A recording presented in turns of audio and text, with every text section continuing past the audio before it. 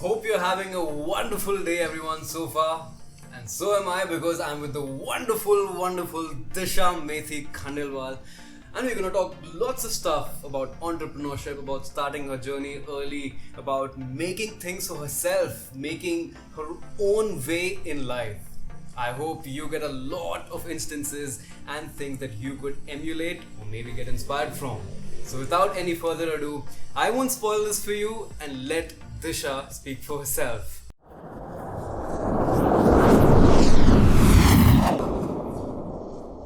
I try to do them perfectly. There is like super duper imperfections because when you are doing like 7 things in a day and there's one thing and you need to jump to the other thing, you probably have to just like leave it a little imperfect and then just jump to the other thing. Yeah. So I try doing many things at once because one, I do not want monotony in my life. Yeah. So many things at once is fun. Initially, it started with me actually trying to perfect whatever I'm doing, okay? But then I realized that anything and everything cannot be perfect. It can be 80% perfect, it can be 90% perfect. Something what is perfect for me is not perfect for you. Absolutely. Okay? So, when it comes to Zumba, when it comes to like me taking those classes, probably me not being prepared and going to the classes is that not being perfect. Right. Okay? Right. But then if I think the practice is what makes me, cover that not being perfect.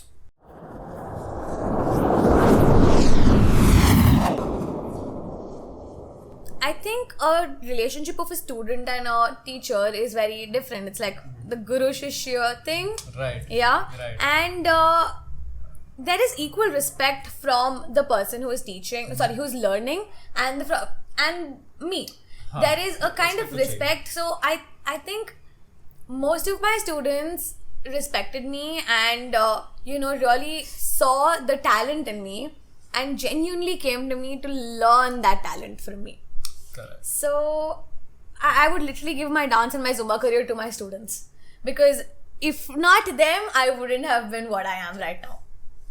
I think my oldest student till now has been a 62-year-old student. I've taught her dance, and it was beautiful when she got down the stage and she's like, "Oh my God, Disha, I didn't believe that I could dance again after 40 years of my life.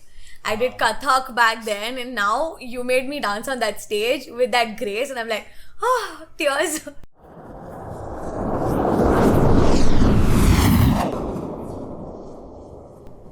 It all started in my 8th grade, where it just happened to, have one student telling, "Hey Didi, can you please teach me because I have a competition?" Okay. And that student ended up winning the competition. Okay. Wow. He was this little 4th grade kid, and his mom is like, "Oh my God, what do I give her?" And she gave me like a gift, and I was so happy. Oh, I get a gift to teach someone dance. Wow. That's how it just started, where I used to watch TV and learn, see those steps and actually quickly grasp them. Right. So the interest towards it, and my parents also like pushing me a little. Chalo, nacho, jaake.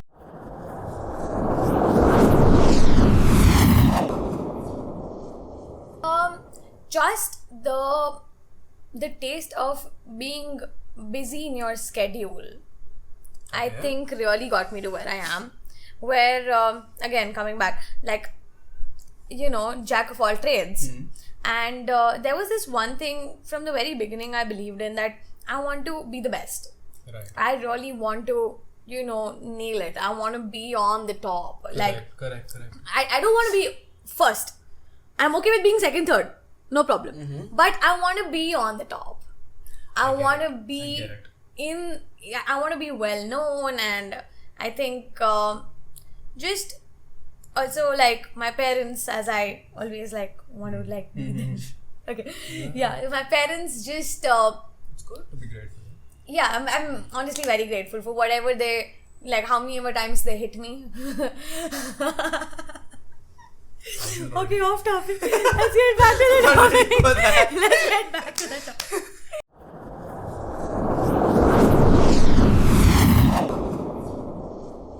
At that point of time, handling the board exams, and the worst part was the pressure I got from the people around me.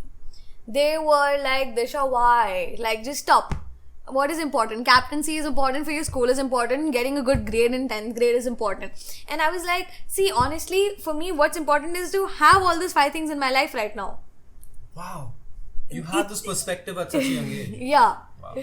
And I do want to really excel in my academics because yes, probably I'll get a good job and etc. But I just want to be on the top. I don't want to be the topper of the class.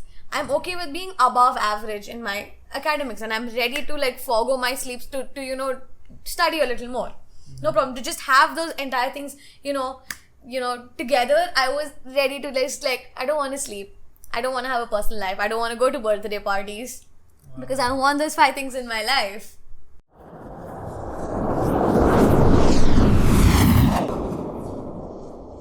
After 12th, this was the changing point where I really realized that this is what I love doing.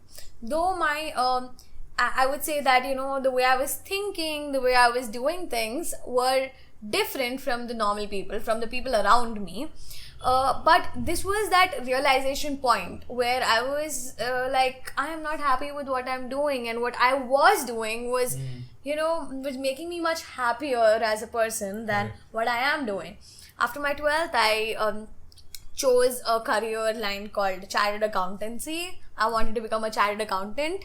Every little thing was missing, where I'm still asking my parents for money, and just everyone really chilling around, and I am sitting and I'm studying. Right.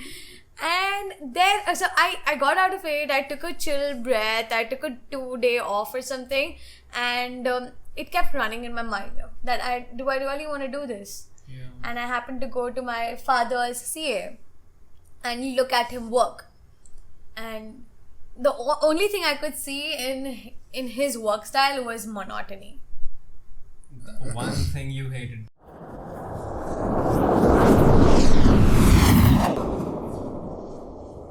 Probably 2 years down the lane, I would have been a person who's earning a lot out of the work I'm doing. And I really believed in myself that I could have cleared aram se. But somewhere I was like, this kind of lifestyle, this kind of routine for the next 20 years of my life. Even if I am right now gonna complete my CA in the next 3 years, actually 3 years, I have to get a work experience which will be 10 years, and where I want to reach, like a CFO level I want to reach, will not happen in 10 years. It'll happen in 25 years. Exactly. Where I really want to reach. And I think at that point of time, I realized that my goals and my routine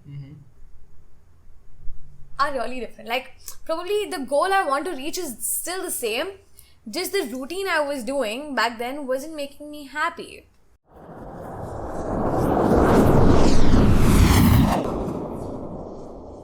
When it comes to money, it comes to be like, money can be earned at any point of time, anywhere, anyhow.